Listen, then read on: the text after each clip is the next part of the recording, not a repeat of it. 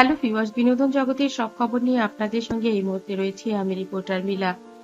চিত্রনায়িকা অপু বিশ্বাস এবং সুপারস্টার শাকিব খান বরাবরই আলোচনায় থাকেন।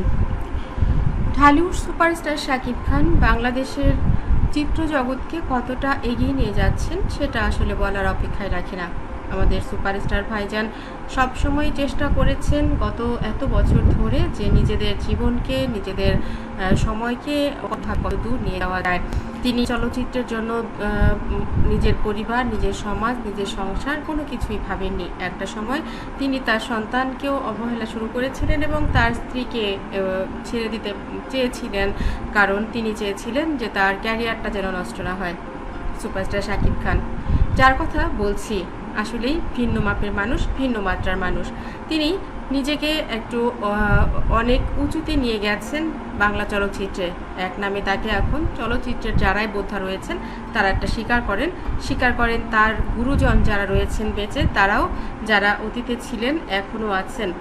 বন্ধুরা, জীবন স্বপ্নের চাইতেও সুন্দর, এবং সেই সুন্দর করে গুছিয়ে রাখার যে মানুষগুলো, সেই মানুষগুলো যদি তাকে সাপোর্ট করে, কখনো কখনো ভুল বোঝাবুঝি হয় এবং সেই ভুল বোঝাবুঝিটুকু যদি এড়িয়ে নেওয়া যায় তাহলে সেটাকে অনেক গভীর নেওয়া যায়। সেটার বাস্তব প্রমাণ দেখিয়েছেন আমাদের সুপার শাকিব খান। বলছিলাম বৈষম্য বিরোধী ছাত্র আন্দোলনের প্রধান উপদেষ্টা নাহিদ, তার কথা। নাহিদ তাকে বলেন যে আপনি শুধু আমাকে বলবেন চলচ্চিত্রের জন্য কি করতে হবে। আমি আপনার অনেক বড় ফ্যান, আমাকে স্যার বলতে হবে না।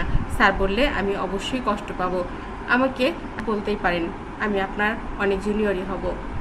সুপারস্টার শাকিব খান তার এই মন্তব্যে অনেক বেশি আনন্দিত হয়ে ওঠেন, অনেক ধন্যবাদ জানান এবং বলেন আমি খুশি হলাম আপনার এই চমৎকার ব্যবহারে।